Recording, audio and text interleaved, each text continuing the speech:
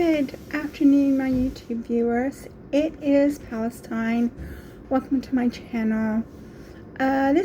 Today, what I'm going to talk about is something that I've been meaning to talk about for a few weeks, but obviously I've had a lot of personal problems. So I want to talk about the concept of DARVO. And DARVO is an acronym for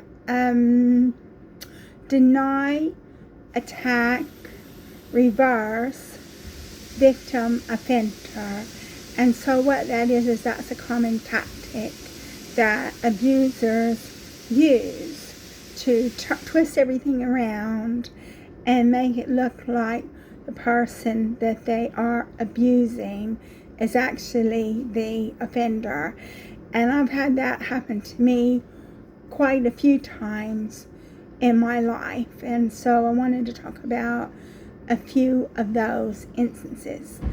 The first instance was with my mother. I mean, she was basically a very neglectful mother. She's what you would call an unfit mother. But in addition to neglect, there was also some abuse. And it was mainly emotional abuse, but it took on physical abuse, and you could say SA as well. And my mother preferred the company of women, so she would go out with these women who liked women, and these women, one woman in particular, was jealous. So this one woman that was jealous, she tried to cause problems in my mother's relationships with her children. And then so when I was 16, my mother did something that was really awful, and I'm not going to say what it was on this video because I would need a whole video for that, and because of the nature of what she did, so I might get some complaints. So I'm not going to say what she did, but it was really awful and it was abusive.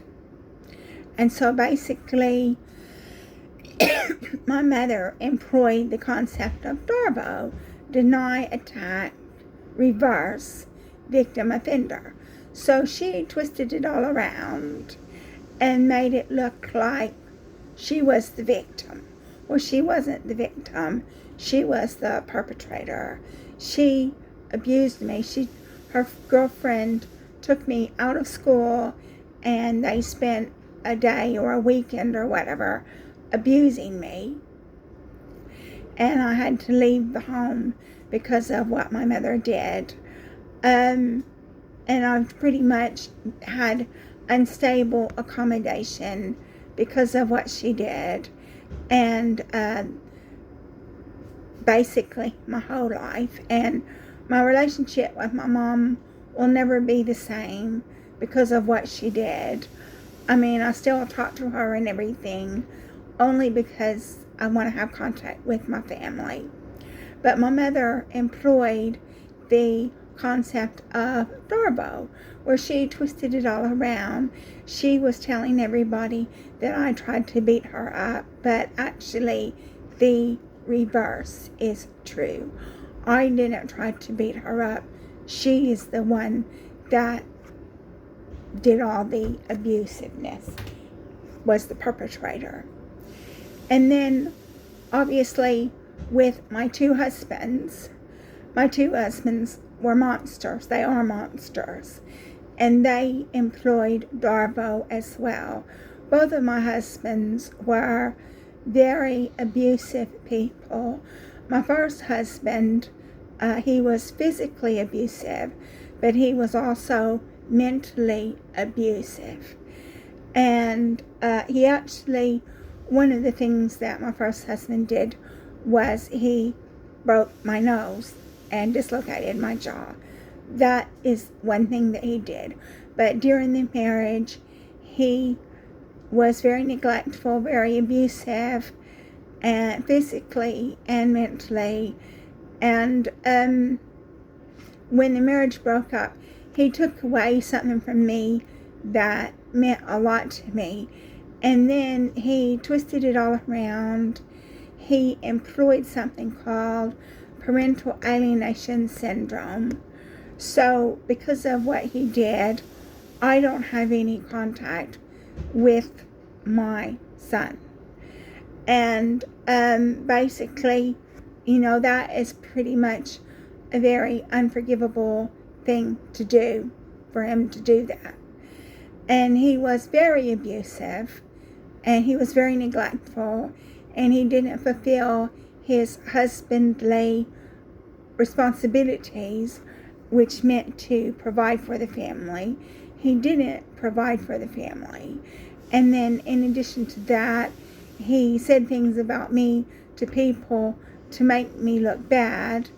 And he reported me to the social services, or the in welfare support in Massachusetts, where he lives, and it caused me a lot of problems.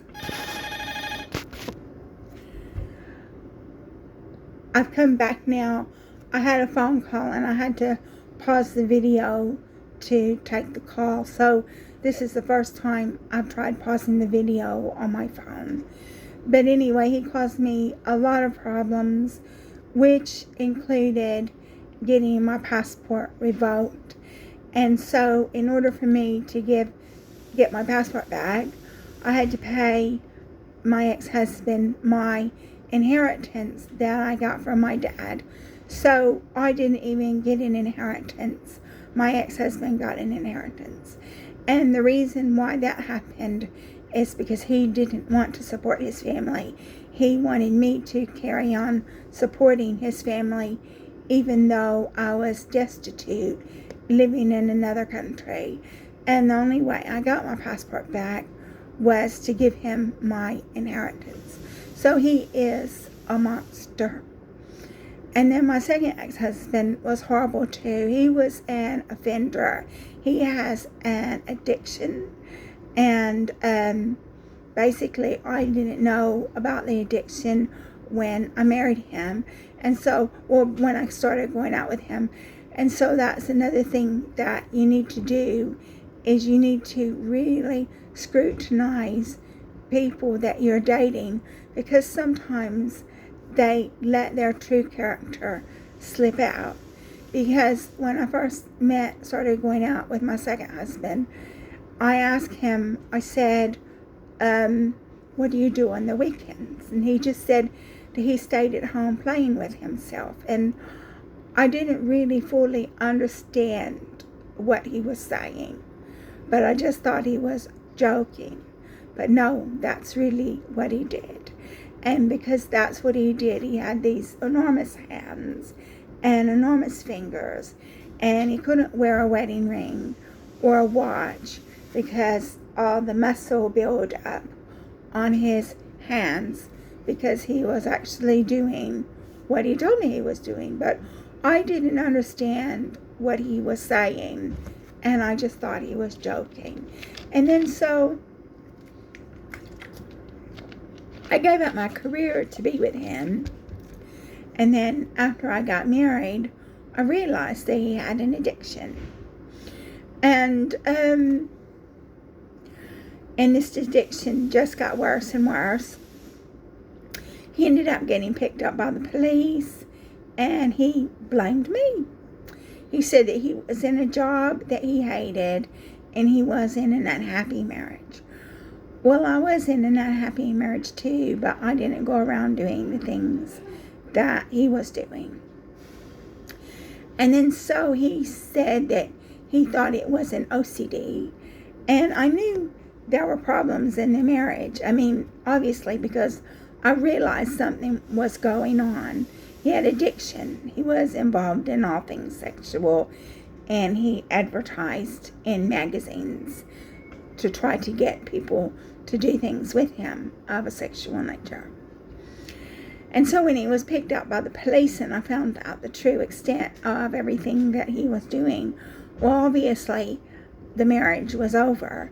But I didn't have anywhere to go because I was living in another country, no friends, no family, and just trying to survive.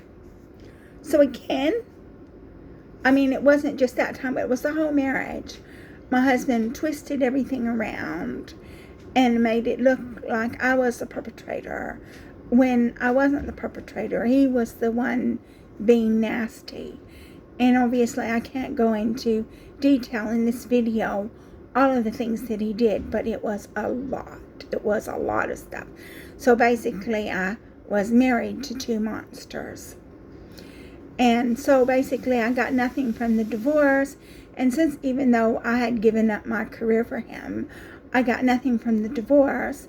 And so I pretty much left the house with a carload of my things. So he packed the car up because he was glad to be rid of me, because I knew his business. I knew his addiction.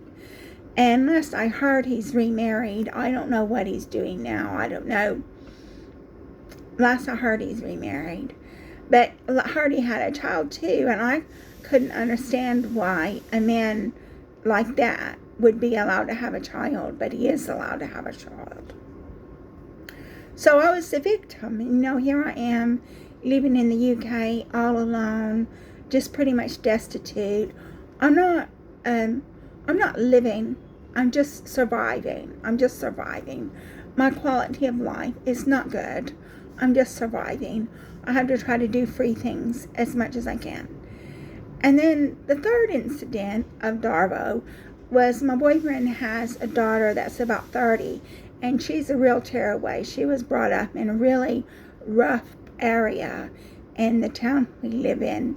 And even my friend with special needs, even he knows it's a rough area. He's got special needs and he knows it's a rough area. So she smokes, drinks, takes drugs, has sexual relationships with men and women, and does all kinds of stuff. So it came time for her to get married. And so she uninvited me to her wedding, and then she sent my boyfriend text messages saying things about me, saying that I was abusing her. She was I was abusing her. And then obviously that caused a lot of problems, and it contributed to me getting sectioned, the behavior of her and her friends.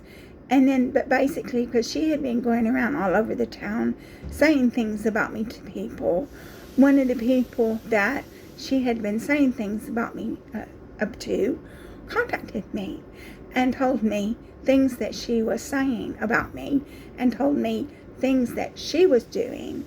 And the things that she was doing were certainly not the kind of things that a woman who's getting ready to get married should be doing. And basically, she just got married because she was looking for a meal ticket. And so that's it. So she twisted it all around. So in this video, I've given you 4 examples of DARVO where the perpetrator twisted it all around. They deny, attack, reverse, victim, offender. Because I didn't do anything to his daughter. His daughter was the nasty one. And the only thing I did, really, on her father's 50th birthday, she behaved so badly that I called her out on it. And because I believe she has a personality disorder, she couldn't handle that. And then so she decided that she hated me. She blocked me on Facebook so I couldn't see her post. And then she sent my boyfriend text messages saying things about me. So I do have a little bit of insight into Jessica Taylor's book, Click, Stalk, Destroy, because I got abused before the internet came into being. So like with my mother and my 2 ex-husbands, they abused me before the internet was popular like it is now. But my boyfriend's daughter, she was very abusive as well. There was no need for her to uninvite me to her wedding. She just did that because she is a nasty person. She did that because she is an abuser. And not only did she uninvite me to her wedding, she sent my boyfriend numerous text messages saying things about me. So Jessica Taylor wrote this book, Click, Stalk, Destroy, and she was talking about DARVO, and she's talked about DARVO in other instances as well. And so I wanted to just talk about my personal feelings of DARVO and just let you know that I can honestly relate to what Jessica Taylor has said about these perpetrators of abuse. They deny it, they attack the victim, and then they reverse it to make it look like they are the ones that are the victim. Because my mom has done that, my 2 ex-husbands has done that, and my boyfriend's eldest daughter has done that. So I'm going to go ahead and close this video because I've discussed what I want to discuss. And so thank you so much for watching the video. If you like my video, please like and subscribe. And I will be making more videos soon.